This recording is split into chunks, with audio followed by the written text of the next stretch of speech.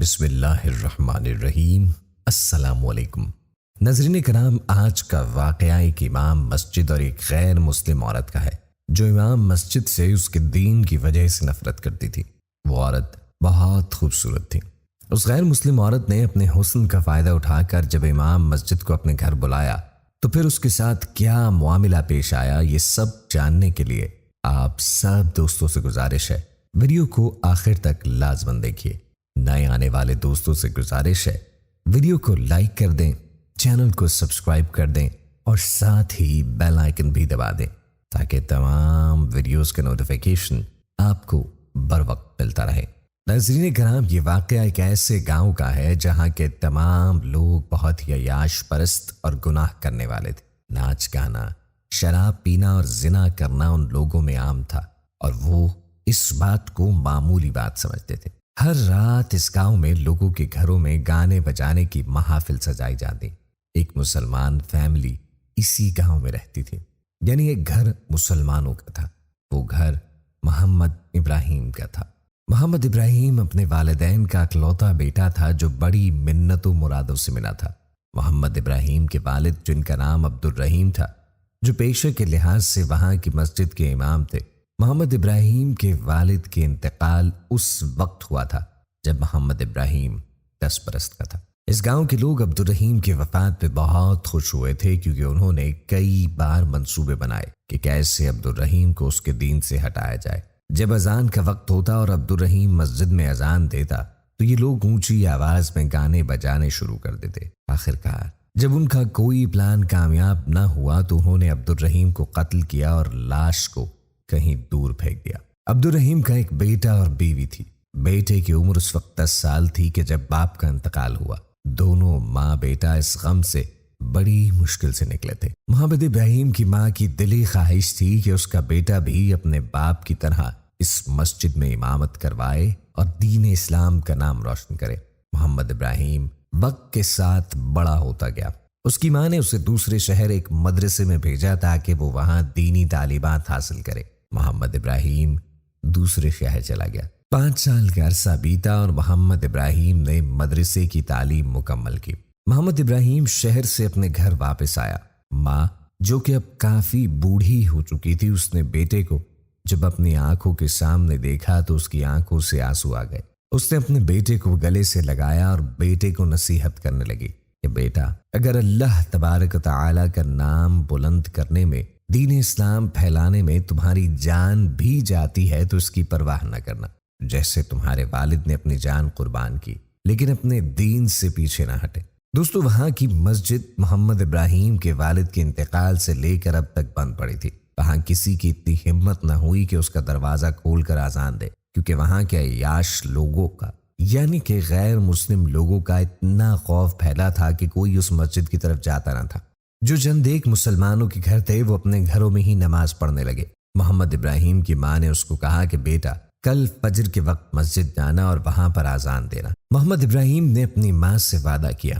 رات ہوئی، دونوں ماں بیٹے نے رات کا کھانا کھایا اور سونے چلے گئے۔ رات کا آخری پہر تھا کہ جب محمد ابراہیم کی ماں کی اچانک طبیعت خراب ہوئی اور ان کو دل کا دورہ پڑا اور وہ اس دنیا سے چلی گئیں۔ محمد ابراہیم اب بھری دنیا میں اکیلے تھے۔ انہوں نے اپنی ماں کے کفن دفن کا انتظام کیا اور اپنی ماں کو دفنایا۔ وہاں کے سب لوگ محمد ابراہیم کو دیکھ کر قہقہہ لگاتے، ہنستے اور کہتے کہ تمہارے باپ کو جس طرح ہم نے قتل کیا، تم کو بھی مار ڈالیں گے اگر تم اپنے دین سے باز نہ آئے۔ محمد ابراہیم باقاعدگی سے 5 وقت کی اذان دیتا اور مسجد میں بھی پڑھاتا تاکہ کچھ لوگ اب بھی نماز پڑھنے آئیں۔ ان لوگوں نے جب دیکھا کہ محمد ابراہیم ان کی بات نہیں مان رہا، سب نے مل کر ایک رات محمد ابراہیم کو بہت مارا پیٹا۔ اس کو دھمکیاں دیں کہ اس گاؤں کو چھوڑ کر یہاں سے چلے جاؤ اگر تم کو اپنی جان پیاری ہے، لیکن محمد ابراہیم اپنے مذہب پر ثابت قدم رہا۔ محمد ابراہیم کو اپنی ماں سے کیا وعدہ یاد تھا۔ ان لوگوں نے ہر طرح کے طریقے استعمال کیے لیکن محمد ابراہیم نے کام جاری رکھا۔ محمد ابراہیم ایک بہت ہی نیک اور اللہ کا بندہ تھا جو ساری رات اللہ کی عبادت کرتا۔ سب لوگوں نے جب یہ دیکھا کہ محمد ابراہیم کو کوئی فرق نہیں پڑ رہا تو لوگوں نے محمد ابراہیم کو پیسوں کا لالچ دے کر اس گاؤں کو چھوڑنے کی آفر کی۔ انہوں نے کہا کہ ہم تم کو اتنے پیسے دیں گے کہ تم پوری زندگی خرچ کرو تو بھی ختم نہ ہوں گے۔ لیکن محمد ابراہیم نے ان کی اس آفر کو ٹھکرا دیا۔ ان لوگوں کو بہت غصہ آیا۔ انہوں نے سوچا کہ کوئی ایسی چال چلنی چاہیے، کوئی ایسا منصوبہ بنانا چاہیے کہ محمد ابراہیم خود ہی اس چال میں پھنس جائے۔ سب لوگ رات کو اکٹھے ہوئے اور منصوبہ بنانے لگے کہ ایسا کیا کرنا چاہیے۔ انہوں نے محمد ابراہیم کو دھمکا کے بھی دیکھ لیا، اس کو مارا بھی، پیسوں کا لالچ بھی دیا، لیکن سب بے سود۔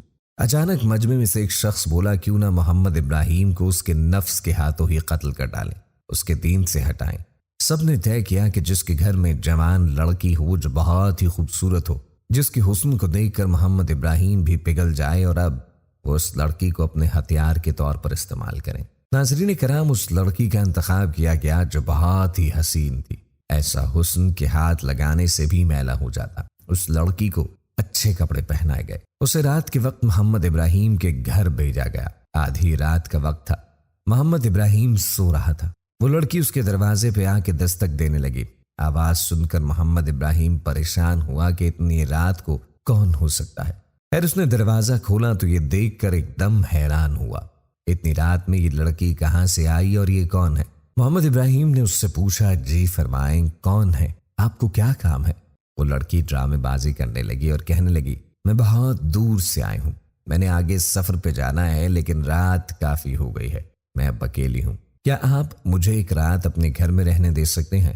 وہ اس کی یہ بات سن کے بہت حیران ہوا اور کہنے لگا، نہ، میں آپ کو اپنے گھر نہیں رکھ سکتا کیونکہ میں گھر میں اکیلا ہوں، آپ ایک جوان لڑکی ہو اور میں بھی ایک مرد ہوں، اسی لیے میں آپ کو اپنے ساتھ نہیں رکھ سکتا کیونکہ لوگ صبح باتیں بنائیں گے اور میں نہیں چاہتا کہ کوئی ایسی بدنامی ہو۔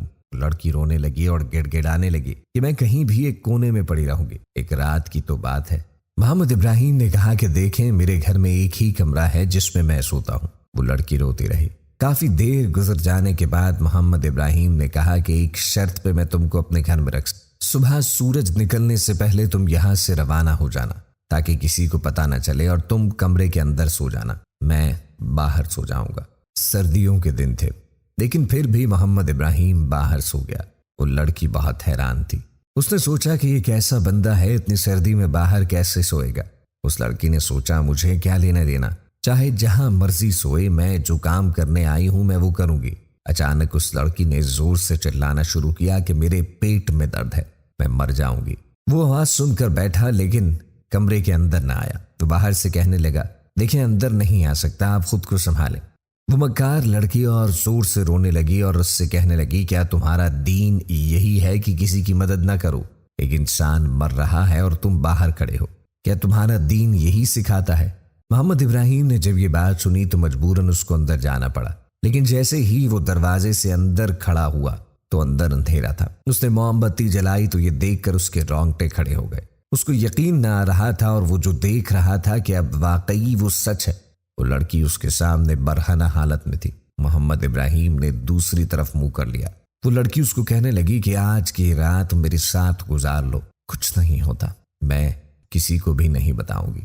محمد ابراہیم جس کا نفس اس کو یہ سب کرنے پہ مجبور کر رہا تھا، ایک طرف شیطان تو دوسری طرف دین اسلام تھا، وہ اس بیچ پھنس چکا تھا۔ اس کا نفس اس کو ایک طرف مجبور کر رہا تھا تو دوسری طرف اس کا دین۔ محمد ابراہیم نے اچانک جلتی ہوئی موم بتی پہ اپنا ہاتھ رکھا، اس کا ہاتھ پورا کا پورا جل گیا۔ وہ یہ لڑکی دیکھ کے پریشان ہو گئی اور حیران ہوئی کہ یہ آدمی ایسی حرکت کیوں کر رہا ہے۔ اس لڑکی نے اپنے کپڑے پہنے، وہ بہت گھبرائی ہوئی تھی۔ اس نے محمد علی سے پوچھا کہ تم نے ایسا کیوں کیا؟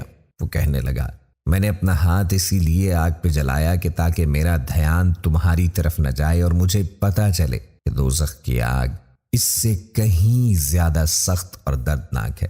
جب اس لڑکی نے یہ بات سنی وہ محمد ابراہیم سے کہنے لگی کہ مجھے کلمہ پڑھاؤ، میں مسلمان ہونا چاہتی ہوں۔ محمد ابراہیم نے اس کو کلمہ پڑھایا، وہ مسلمان ہوئی۔ اس کے بعد محمد ابراہیم نے اس سے شادی کر لی اور اب وہ دونوں ہنسی خوشی زندگی گزار رہے ہیں۔